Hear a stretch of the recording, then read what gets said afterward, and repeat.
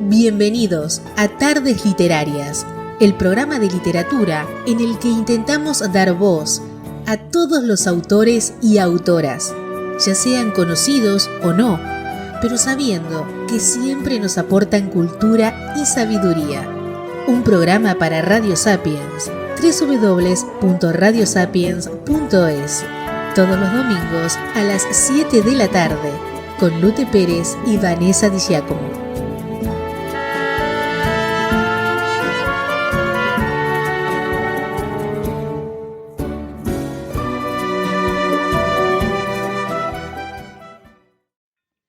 Bienvenidos a Tardes Literarias. Hoy estaremos con la escritora mexicana Guadalupe Nettel. Nació en Ciudad de México, el 27 de mayo de 1973. Pasó parte de su niñez en el sur de Francia. Desde corta edad padeció problemas oculares, entre ellos nistagmo y cataratas, así como una mancha arriba de una de sus córneas. A causa de estas condiciones sufrió acoso escolar, hecho que, según Nettel, fue una de las razones que la llevaron a refugiarse en los libros y empezar a escribir. Antes de terminar sus estudios secundarios, que realizó en el Liceo Franco-Mexicano, obtuvo a los 17 años, el Premio Punto de Partida, organizado por la Dirección de Literatura de la UNAM, 1991, y a los 18 el segundo lugar en el Grand Prix International à la Meilleure Nouvelle de Langue Française para países no francófonos, organizado por Radio Francia Internacional, 1991.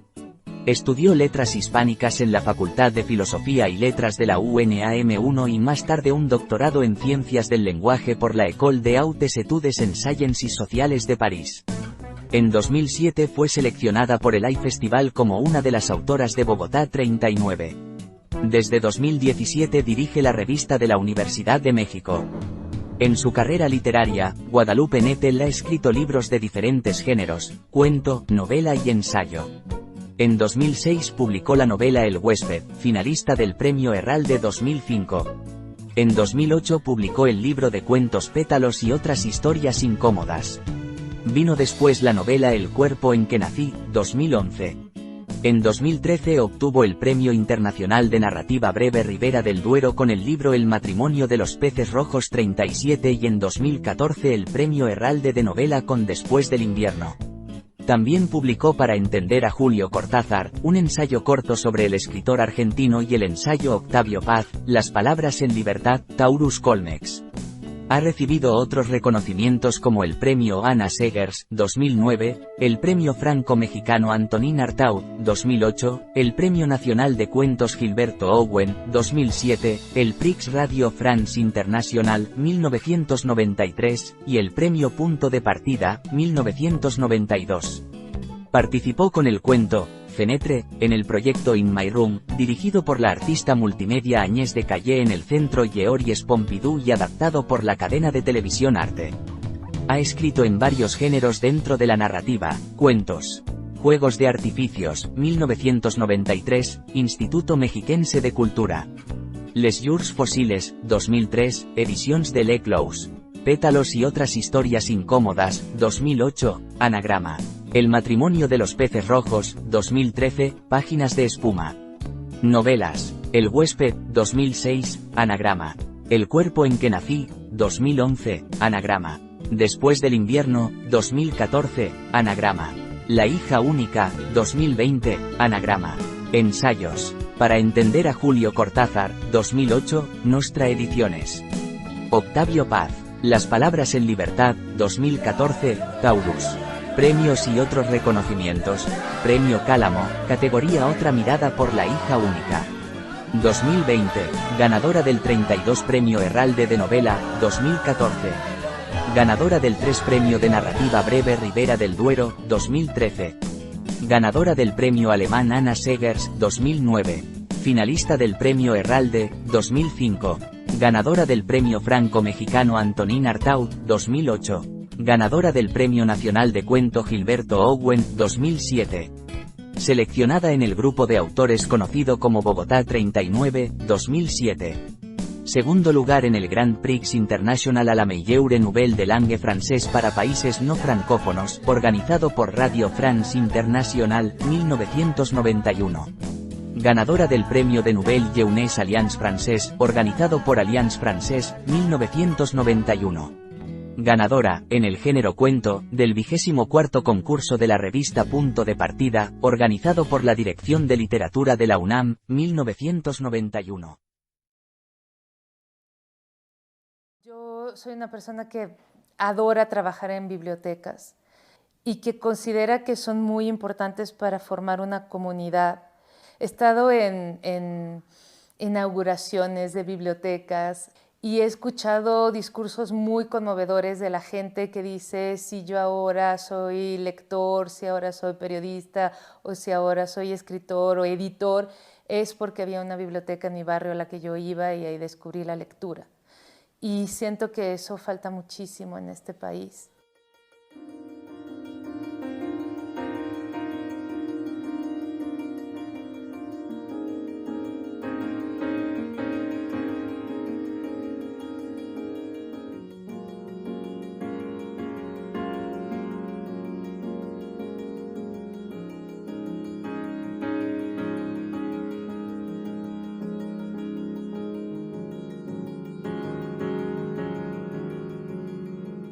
Realmente el primero que me enganchó, así como libro de adulto, no era precisamente un libro de juventud, sino pues para adulto, y yo tenía 10 años cuando lo leí.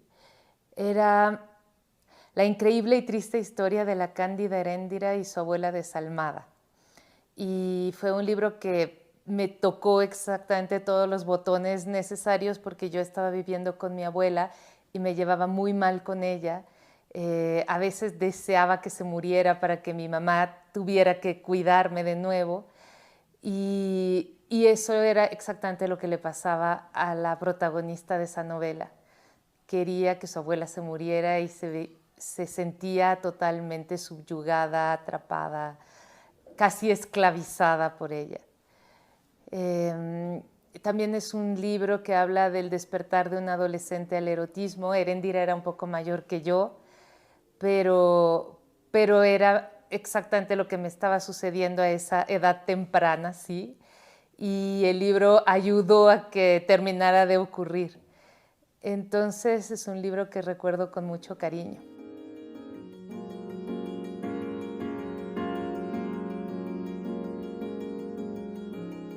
Creo que no podría prescindir de los cuentos completos de Julio Cortázar, que están aquí enfrente de nosotros, y también de las obras completas de Georges Perec, que también están aquí, porque son libros a los que vuelvo, si no todo el tiempo, sí con cierta regularidad, y que me tranquiliza saber que tengo ahí.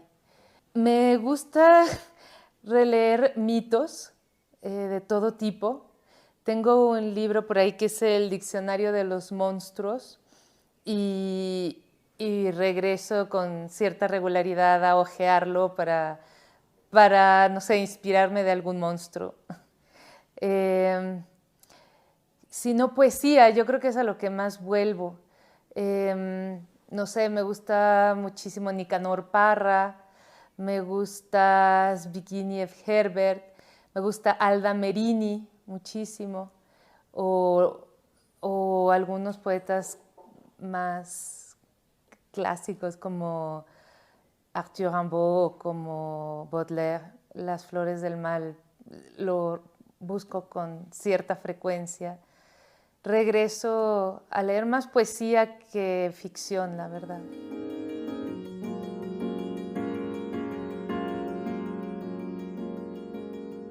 Bueno, tardé mucho en tener una biblioteca. Sí husmeaba las bibliotecas ajenas. Realmente así un librero mío fue cuando estaba en la universidad y ahí empecé a formar una biblioteca. Pero después, cuando salí a estudiar fuera de México, pues tuve que dejar algunos en cajas, escoger realmente los que me llevaría ahora sí que a la isla desierta, y en Francia volví a conformar otra pequeña biblioteca que tuve que dejar cuando me fui a España y y solamente me iba llevando libros muy, muy esenciales. Otro, por ejemplo, que pienso es Amor y Exilio de Isaac Bashevis Singer, que es un libro que he arrastrado por muchos países y muchas casas.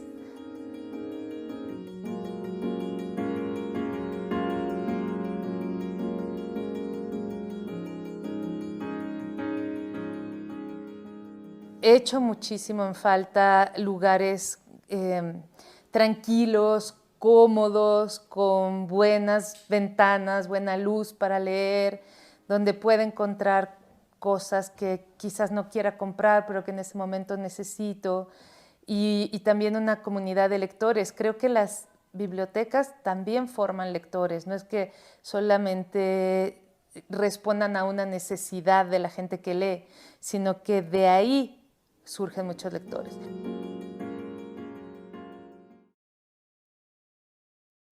Después del invierno, Guadalupe Nettel, 32º Premio Herralde de Novela 2014.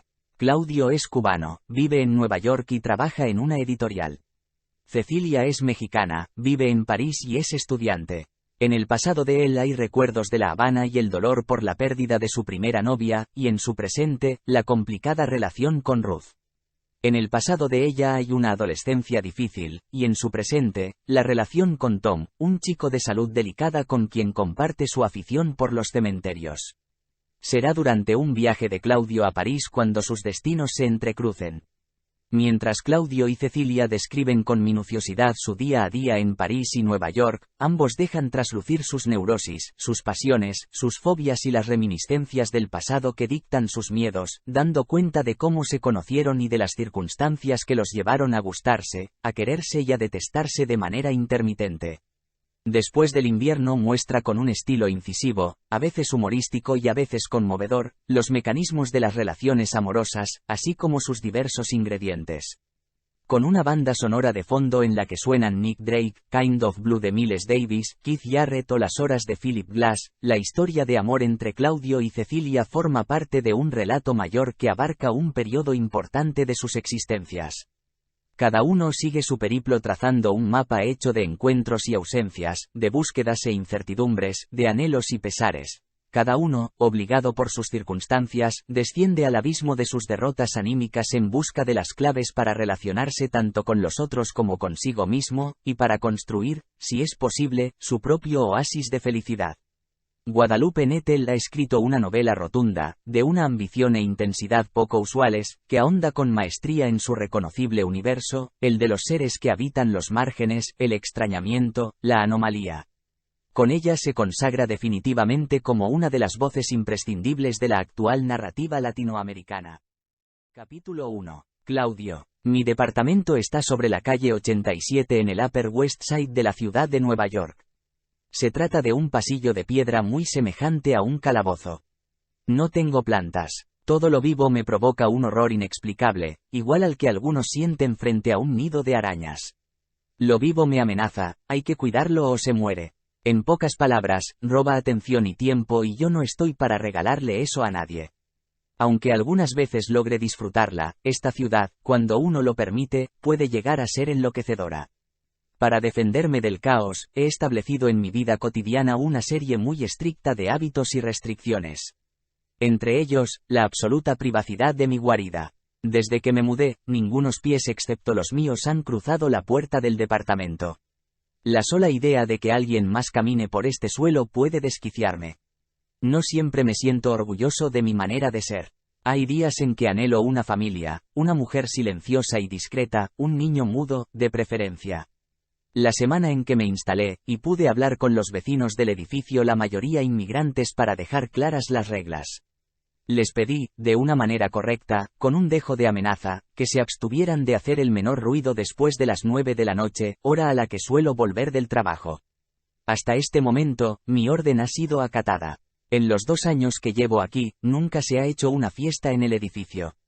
Pero esa exigencia mía también me obliga a asumir ciertas responsabilidades. Me he impuesto, por ejemplo, la costumbre de escuchar música únicamente con audífonos o susurrar en el auricular si llamo por teléfono, cuyo timbre mantengo inaudible igual que el contestador. Una vez al día, reviso a un volumen casi imperceptible los mensajes, por lo demás bastante escasos. La mayoría de las veces los recados son de Ruth, aun si le he pedido, en varias ocasiones, que no me llame jamás y espere a que sea yo quien lo haga. Compré este departamento por una buena razón, su precio. Durante la primera visita, cuando la vendedora de la agencia inmobiliaria pronunció la cantidad, sentí un hormigueo en el estómago. Por fin me sería posible hacerme de algo en Manhattan. Mi sentido del ridículo siempre vigilante me impidió frotarme las manos, y la alegría se concentró finalmente en la zona intestinal. Nada me gusta tanto como adquirir cosas nuevas a un precio bajo. Solo una vez terminada la transacción, constaté un poco decepcionado que no tenía vista a la calle. Las dos únicas ventanas debían de medir como mucho 30 centímetros cuadrados y ambas daban a un muro. Pensar en la casa me es desagradable y a pesar de ello me ocurre todo el tiempo.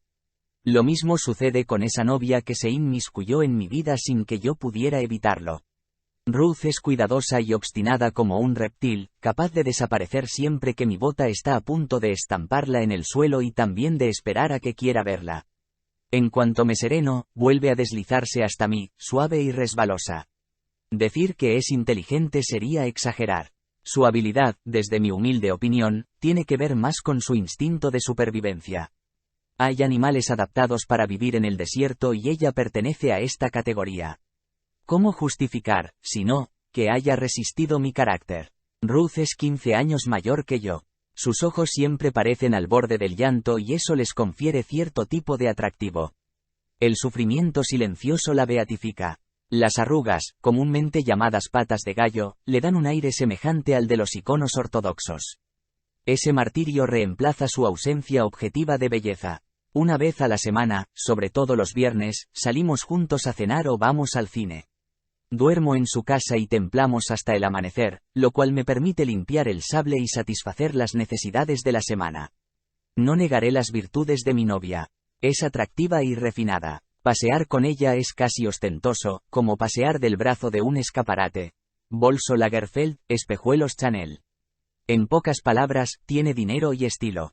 Sobra decir que una mujer así, en la ciudad donde vivo, es una llave que abre todas las puertas, un elegua que despeja los caminos. Lo que no le perdono es que sea tan femenina. Aumentar la frecuencia de nuestros encuentros sería imposible. Le he explicado en más de una ocasión que no soportaría pasar más tiempo con ella. Ruth dice entender y sin embargo sigue insistiendo. Así son las mujeres, me digo casi resignado a compartir mi vida con un ser de segunda. Todas las mañanas, abro los ojos antes de que suene el despertador, programado para activarse a las 6, y, sin saber cuándo exactamente, ya estoy mirando por la ventana como si nunca hubiera hecho otra cosa. Apenas logro ver el muro gris de enfrente pues el vidrio está protegido por una suerte de reja. Supongo que antes vivía aquí un niño o alguna persona con tendencias suicidas. Suelo dormir en posición fetal sobre mi lado derecho, de manera que al despertar lo primero que veo es esa ventana, por la cual entra la luz pero ninguna imagen, salvo las grietas del muro que, a estas alturas, conozco de memoria. Del otro lado, la ciudad despliega su rumor incesante. Imagino por un momento que esa pared no existe y que desde mi ventana puedo ver a la gente caminando a toda prisa, rumbo a sus trabajos o citas de negocios como gusanos retorciéndose en una pecera de vidrio. Entonces agradezco a la casualidad que quiso poner una barrera entre mi cuerpo y el caos, para que al despertar me sienta limpio, aislado, protegido. Pocas personas escapan a esa masa uniforme cuyo ajetreo llega hasta mis oídos, pocas personas son realmente pensantes, autónomas, sensibles, independientes como yo. He conocido a algunas a lo largo de mi vida a través de los libros que han escrito. Está por ejemplo Theodor Adorno, con quien me siento muy identificado.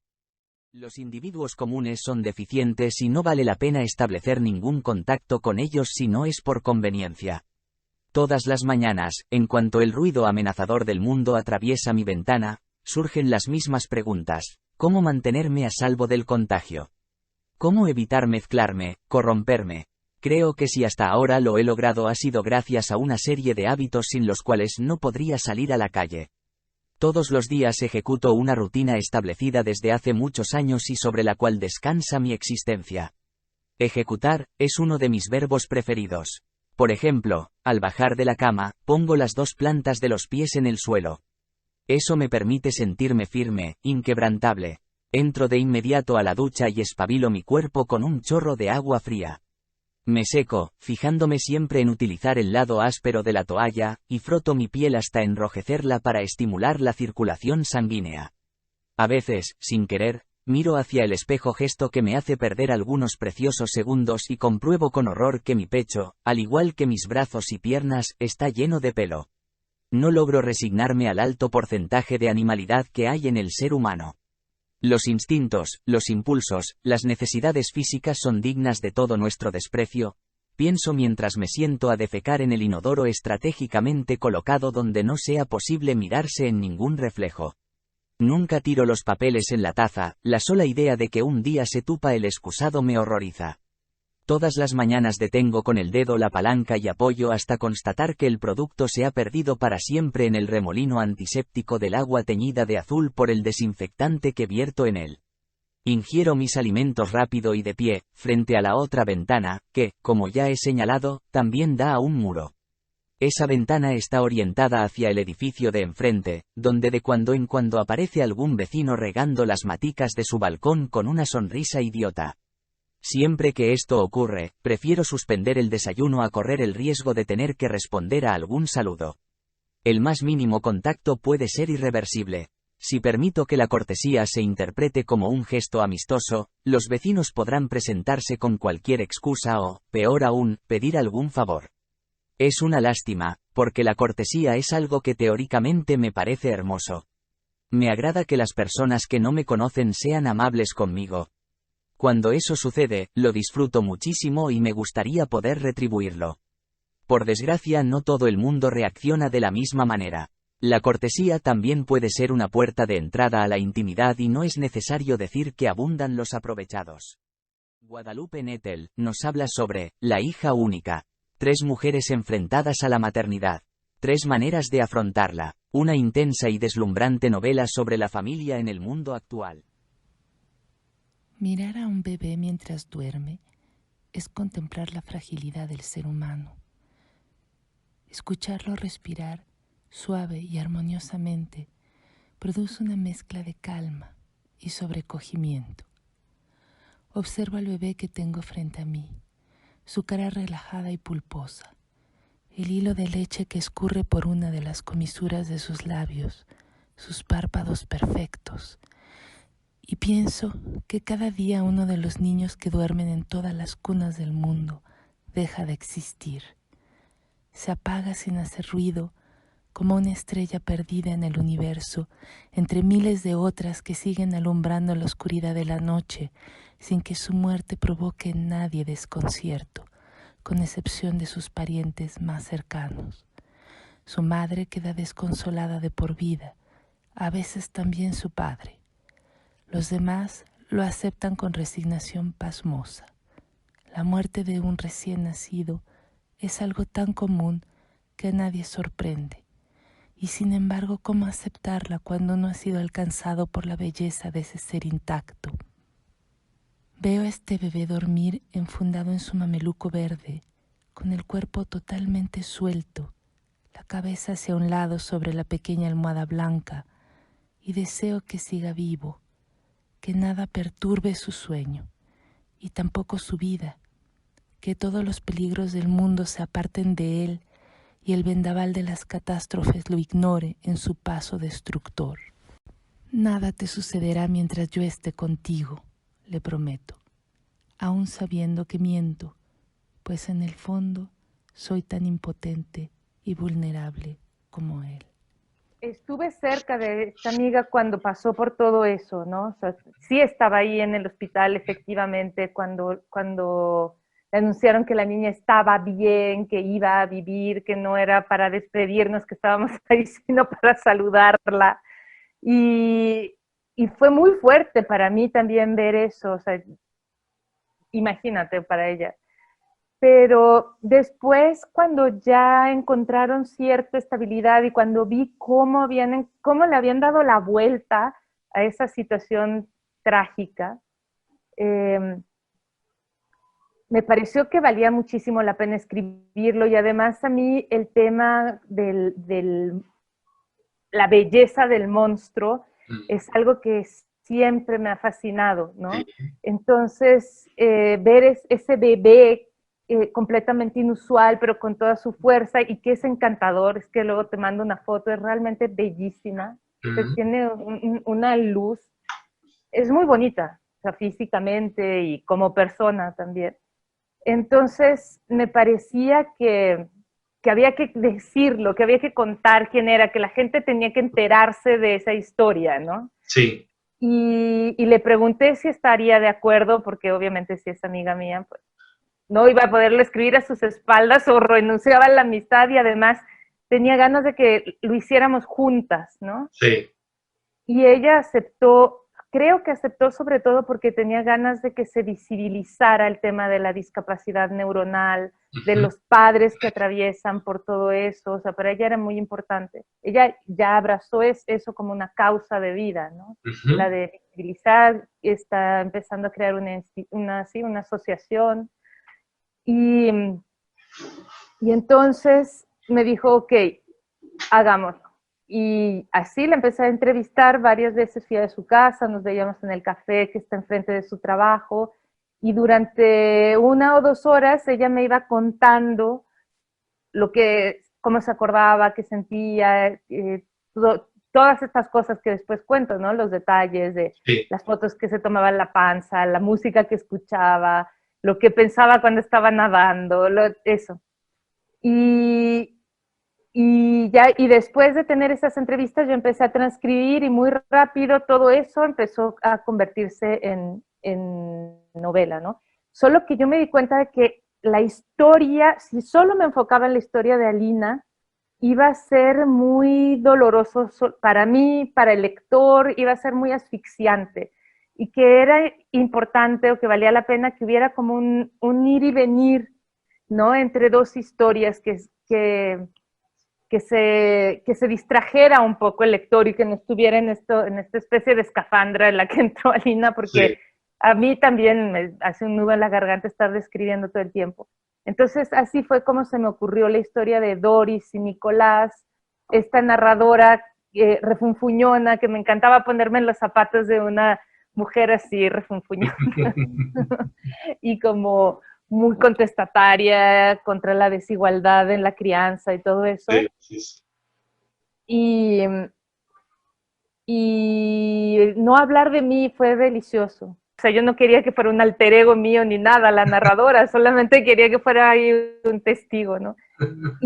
Y me propuse este reto, o sea, dije, quiero que la historia inventada, la de Doris y Nicolás, llegue a tener tanta verosimilitud como la de Alina, que sí es real, ¿no? A ver si lo logro, a ver si el lector entra en ese pacto. Y entonces fue así. Después lo demás fue entrando solo. Hubo realmente palomas que aparecieron en mi balcón y que se pusieron a criar estos huevos. Hubo un huevo que se cayó y lo vi destruido después de que habían pasado muchas semanas empollándolo. Entonces, todo eso empezó a entrar, ¿no? Y también, claro, mi propia relación así un poco con mi mamá, que la verdad es un poco más difícil que la de Laura con la de ella, pero también entraron las manifestaciones feministas de estos 2 años, ¿no? De escritura, o sea, como estaban, en México eran fuertísimas, eran multitudinarias, yo sé que en España y en América Latina en general también, pero fueron como los años más efervescentes que me ha tocado vivir respecto al feminismo. Entonces yo iba a estas manifestaciones y traía estas consignas en la cabeza y estos diálogos. El peligro ahí fue que entrara demasiado en la novela y que la desequilibrara, porque no era una novela sobre eso, ni quería que fuera a ser panfletaria, claro. Exacto. Tuve que cortarle páginas ahí sí. Pero quería que esa fuerza de alguna forma estuviera presente, ¿no? Entonces puse lo de la manifestación, lo de la colmena, que son pequeñitos, fue lo que sobrevivió de estas páginas que tuve que cortar. Y y las consignas de las marchas, que también me gustaba que estuvieran ahí, ¿no? Las marchas mexicanas, porque cada país tiene sus consignas distintas.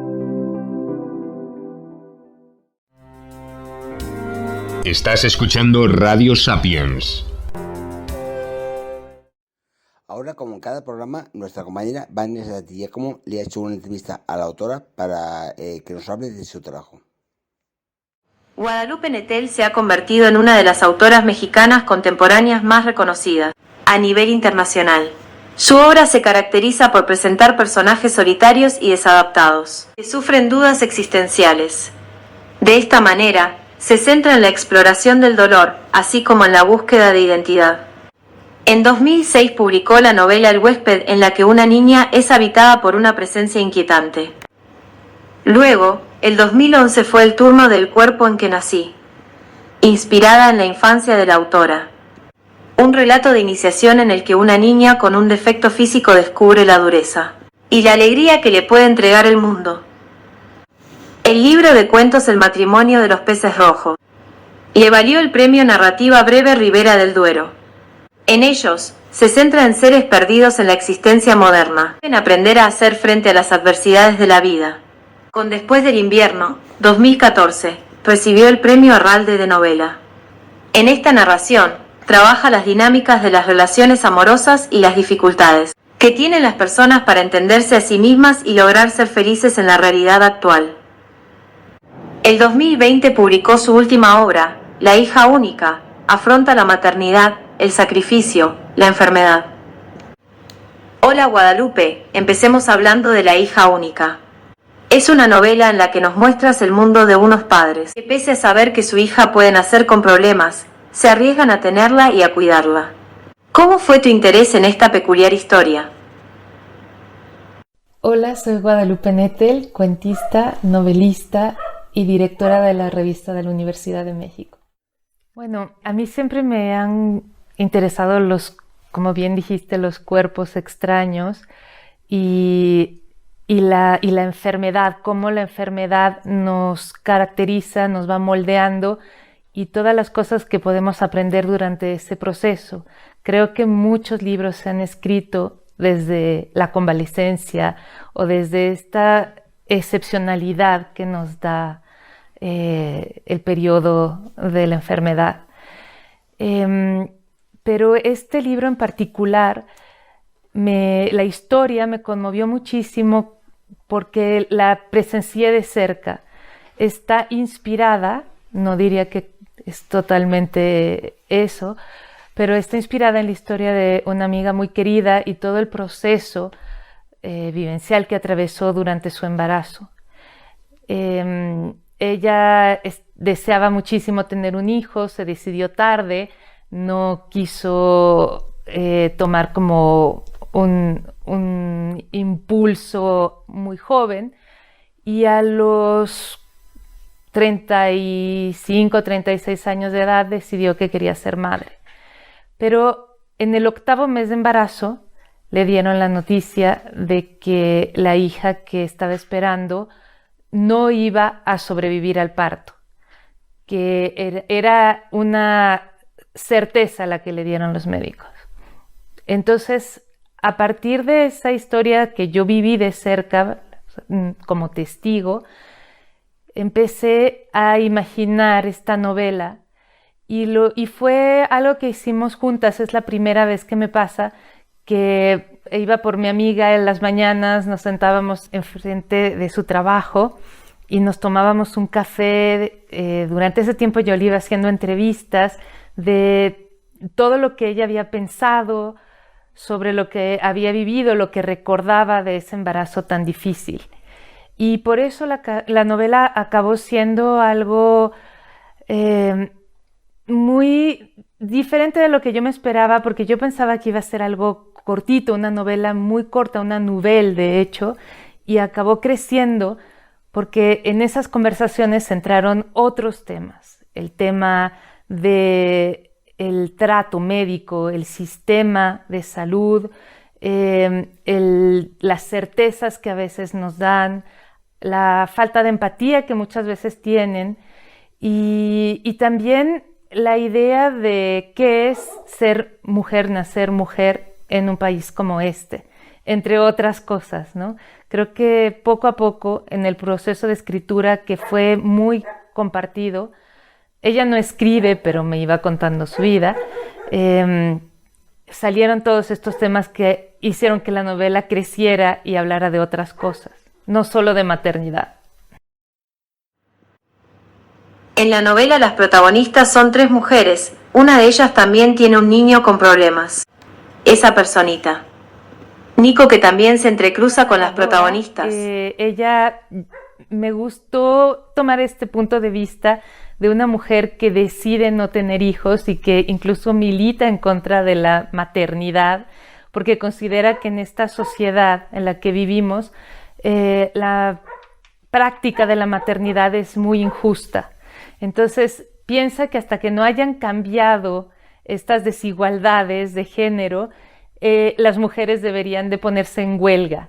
Es un punto de vista mucho más radical que el mío. Yo soy madre, yo tengo hijos, pero fue divertido y fue refrescante tomar el punto de vista de una mujer así de radical.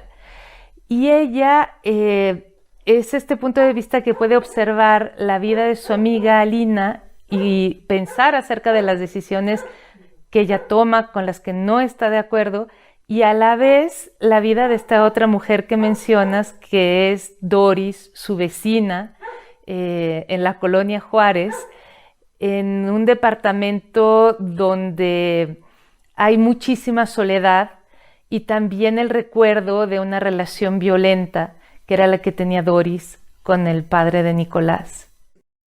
Ahora hay muchas mujeres que no desean tener hijos y tras la pandemia ha agudizado este sentimiento. ¿Lo ves así tú también? Una evolución dentro de la postura de las mujeres respecto a la maternidad. En la época en la que mi madre me tuvo a mí y a mi hermano, era casi un tabú que una mujer dijera abiertamente: yo no quiero tener hijos, a mí eso no me interesa, no va con mi personalidad. Tal vez lo podían sentir, pero si lo decían, recibían todo el oprobio de su familia, de los alrededores. Eso se ha ido aligerando con el tiempo, pero yo creo que también en mi generación no era tan fácil tomar esta decisión. Todavía había mucha presión de parte de las familias y del entorno, de los amigos, de la sociedad, mientras que ahora, gracias a la militancia justo de muchas mujeres, es algo que se puede decir abiertamente. Y también haces bien en nombrar a la pandemia, que está omnipresente, pero creo que la pandemia sí fue como un foco rojo que nos hizo ver a todos que el mundo en el que vivimos no es un lugar tan seguro y que vienen varias catástrofes y que las decisiones que tomemos a largo plazo, como la de traer hijos al mundo, tienen que estar informadas de todas estas situaciones. Piensas que la liberación de la mujer se está dando, pero con demasiada libertad por parte de algunas que cambian de pareja con demasiada facilidad. Yo creo que a veces conviene mirar las épocas pasadas, pero también otro tipo de sociedades, ¿no? Yo sí pienso en el pasado, pero más cuando no estábamos solas en las grandes ciudades, con los hombres trabajando y las mujeres encerradas en casa, sino en un tiempo aún más remoto, en donde se vivía en aldeas o en pueblos y que había toda una crianza colectiva de varias mujeres cuidando a los niños, ¿no? Donde se sentían muchísimo más acompañadas, donde no tenían que renunciar a sus labores para ocuparse y suspender su vida para ocuparse de la crianza de los niños como algo que venía a interrumpir su proyecto de vida. Si vemos a muchos mamíferos, es que es algo que a mí me encanta, mirar a los animales. ¿Cómo hacen ellos? La mayoría de los mamíferos crían en manadas, crían en grupos. Tiene razón que mirando el pasado podemos descubrir otras formas que abandonamos y que quizás eran mucho más saludables, pero también mirar a las otras criaturas de la naturaleza nos puede dar ideas de de cómo estar más felices y vivir más naturalmente la crianza. El recuerdo, el sello que va a quedar en esta época de millennials y de pandemia. ¿Crees que va a tener importancia y dejará huella entre la juventud? Los que vivieron esta época, nunca se nos va a olvidar estos 2 años de confinamiento y todas las lecciones, la incertidumbre, por ejemplo, que es algo que aprendimos de forma casi celular durante estos últimos años y que es un tema de la novela también. Yo escribí esta novela antes de la pandemia y para mí era muy importante hablar de esta idea de desconocimiento que tenemos del futuro, de cómo consideramos que hay cosas que son seguras, que van a ocurrir, que son procesos naturales, como el embarazo, los 8 meses de embarazo, el nacimiento de un hijo, el desarrollo en la vida de un hijo, y que Alina tuvo que vivir de una forma o sea, son lecciones que todos los místicos nos dan, ¿no? Carpe diem, esta historia de memento mori, etcétera, de no te olvides de que la vida es efímera, de que en cualquier momento las cosas pueden dar un giro inesperado, de que nos podemos ir siempre vive como si fuera el último minuto. Pero en su caso, cuando ella se va a su casa después de dar a luz con este bebé tan frágil, o por lo que parecía tan frágil al inicio, ella no sabe si su bebé va a vivir un día, una semana, 3 meses o 9 años, ¿no? Y cualquiera de esas posibilidades es muy difícil para ella, o sea, es que ninguna es una buena salida, ¿no? Porque vivir cuidando 9 o 10 años a una persona que está tan discapacitada como ese bebé, o como le habían dicho que iba a ser ciega, que no iba a escuchar, que no iba a tener ni un pensamiento, que verdaderamente iba a ser como un bulto, no es algo que sea fácil de asumir. Y yo creo que la pandemia hizo que incorporáramos estas enormes verdades, que nos diéramos cuenta de la fragilidad de la vida humana, de lo incierta que es el desarrollo o la existencia de todos, de que nunca sabemos cuánto podemos durar y también de cómo estamos tan interconectados unos con otros, ¿no? Esta idea del contagio, del yo me cuido para cuidar a los demás, me parece que son lecciones que nos quedarán, si no para siempre, durante mucho tiempo. Uno de los párrafos del libro mencionan las palomas que hacen nido en la casa. Y de ahí nacen unos polluelos y hay uno negro que se distingue como el patito feo de la familia. Ella al verlo un día por la ventana cree que es un palomo que trae malos augurios. Es algo que especula porque Laura, acordémonos que es una estudiante de doctorado que tiene muchísimo tiempo libre para escribir su tesis y para pensar todo tipo de cosas. Está como en una situación privilegiada para observar a las personas que la rodean, ¿no? Que es un poco la posición del escritor. Entonces ella especula sobre la presencia de este pajarito, pero hay muchas explicaciones para el pajarito porque también le viene a hablar de su propia relación con Nicolás, ¿no? Que es esta idea del parasitismo de puesta, que es lo que hacen las hembras cucú. Las hembras cucú no crean nidos, no forman parejas y tampoco crían a sus hijos.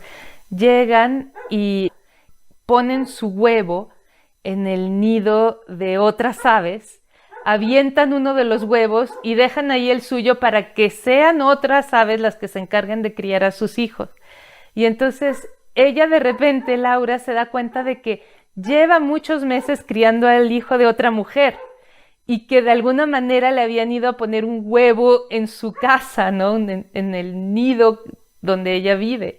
Entonces este pajarito tiene muchas posibles explicaciones. La relación de Alina y Aurelio va fluctuando a lo largo de la novela y en un momento dado, ella busca ayuda para que cuiden a Inés mientras ella va a trabajar. ¿Por qué de esa situación? Un momento en que los padres de Inés se dan cuenta de que no pueden solos con la crianza de esta niña, y entonces empiezan a buscar una persona que los ayude. Pero tiene que ser alguien muy calificado, porque no cualquier persona se puede encargar de un bebé con estas características, de un bebé que se puede morir en cualquier momento. Entonces, y que necesita tanta atención y tantos medicamentos, y empiezan a hacer una serie de entrevistas de posibles niñeras hasta que llega esta que parece idónea, es muy inteligente, está enamorada de los bebés y inmediatamente crea un lazo muy, muy especial con esta niña.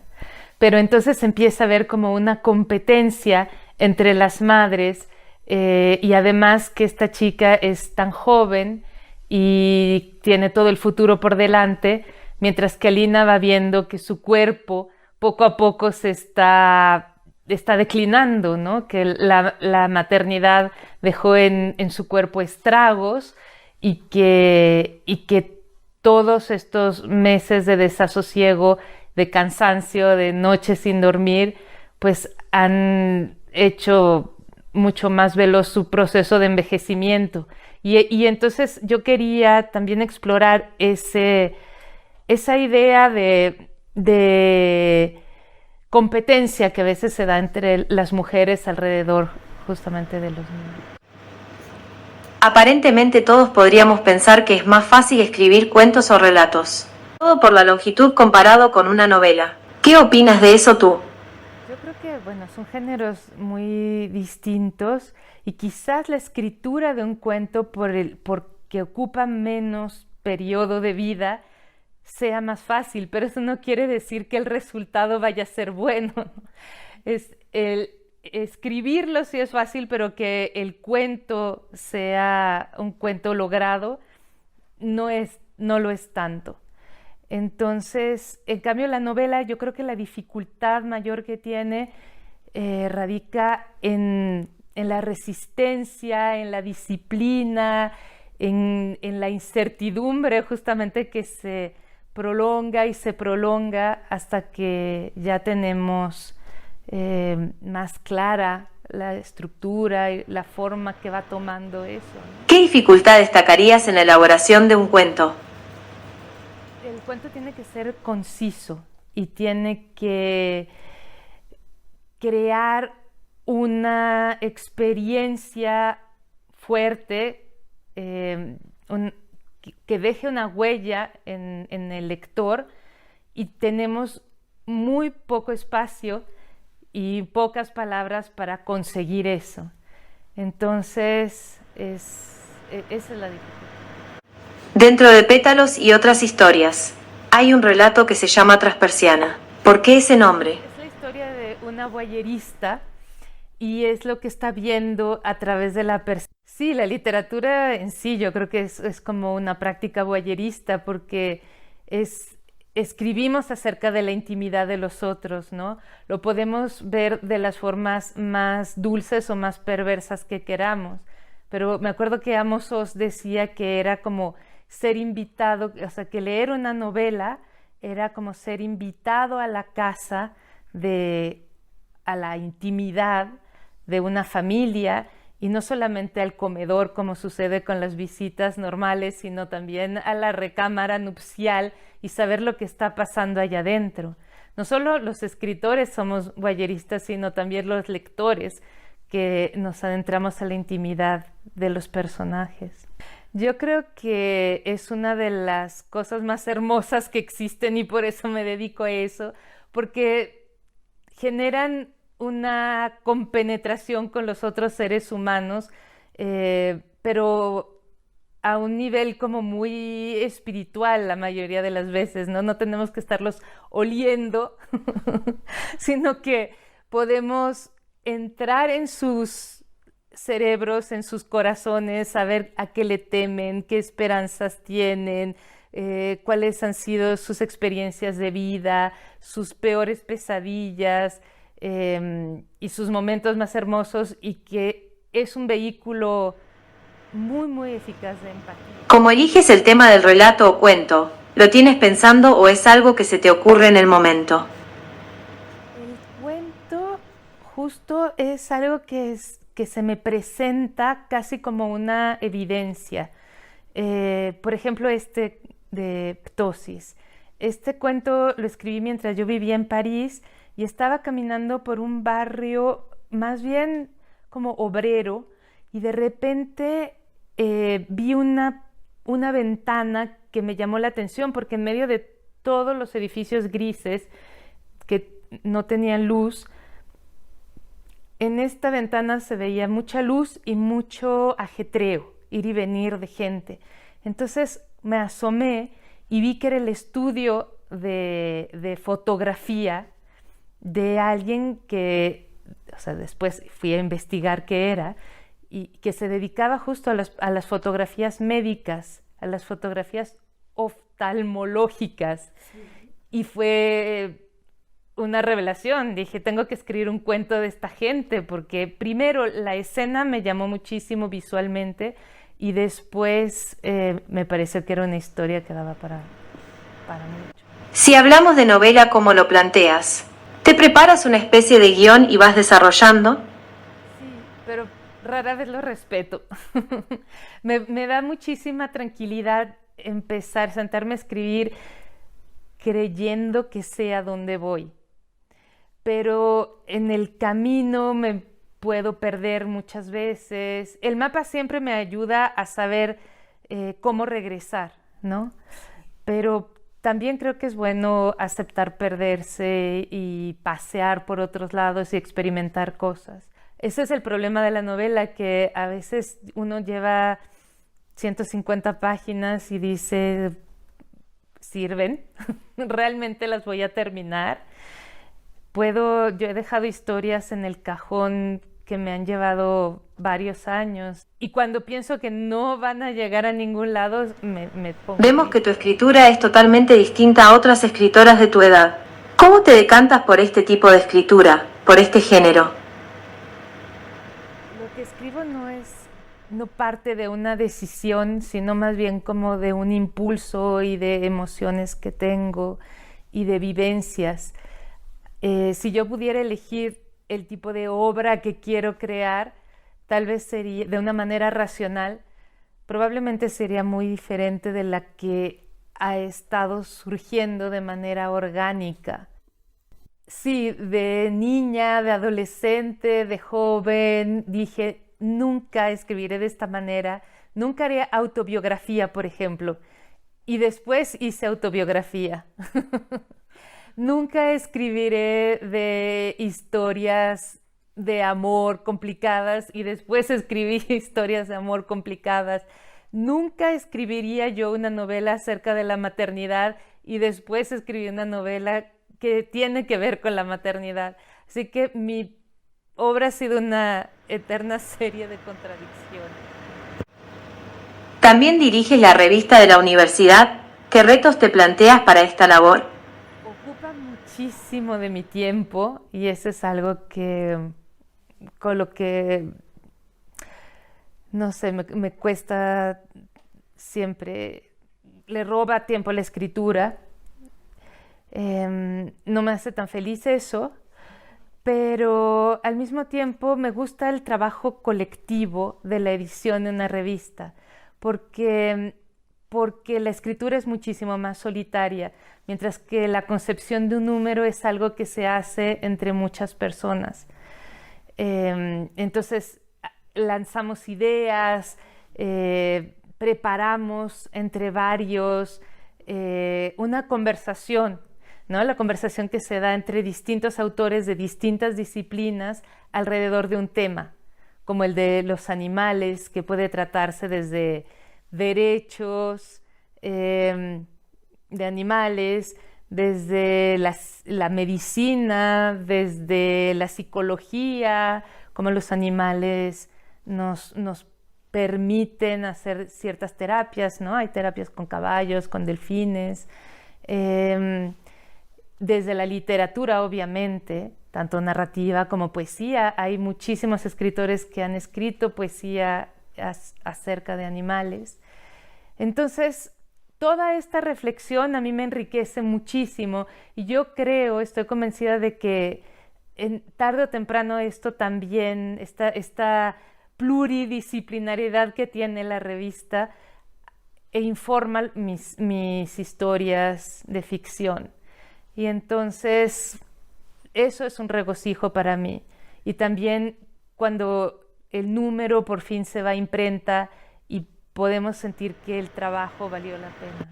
¿Qué te dio París que decidiste quedarte mucho tiempo a vivir allí?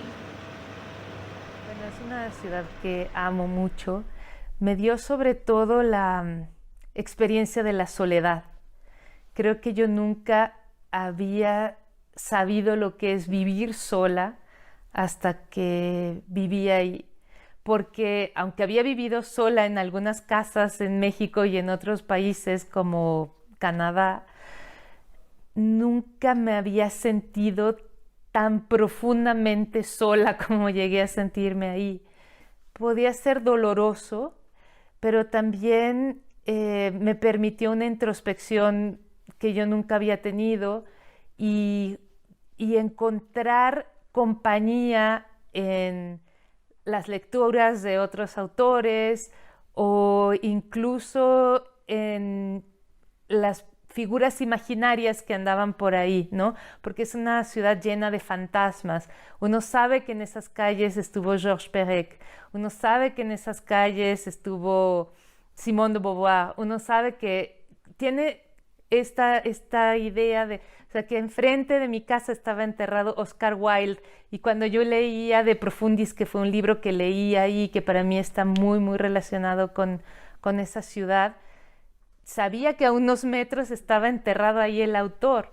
Entonces, dialogué mucho con los ¿Crees muertos. que haber escrito La hija única en París ha influido en el resultado de la novela?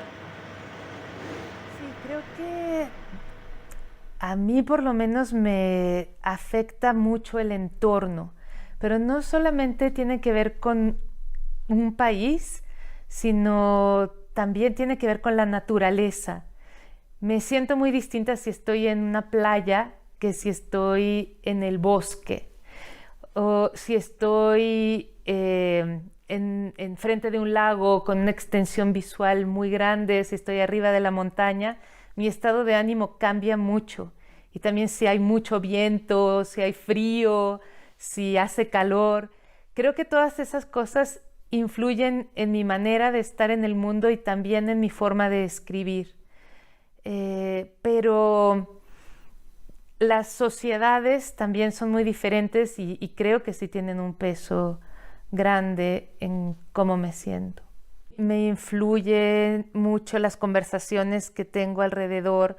Por ejemplo, este libro está muy informado por todas las manifestaciones feministas que hubo durante el 2019 y que de ninguna manera habría sido la misma novela si yo hubiera escrito esta historia en otro lugar, donde no hay feminicidios, donde no hay tanta violencia de género. Posiblemente Doris no habría sido Doris, por ejemplo, ni la conversación que tienen Alina y Laura en el consultorio de la ginecóloga después de enterarse de que va a nacer una niña habría sido la misma. Muchísimas gracias por haber estado con nosotros. Un abrazo y gracias. Me da muchísimo gusto verte a mí también. Así llegamos al final del programa de hoy. Hemos llegado al final y quiero agradecer infinitamente a Dani Miralles que compusiera este precioso tema para mi programa Tardes Literarias. Es siempre un gran placer poder contar con él. Nos despedimos de todos nuestros oyentes hasta la semana que viene, que volveremos con un nuevo autor o autora e intentaremos hacerles llegar a todos el poder de la lectura. Hasta la semana que viene.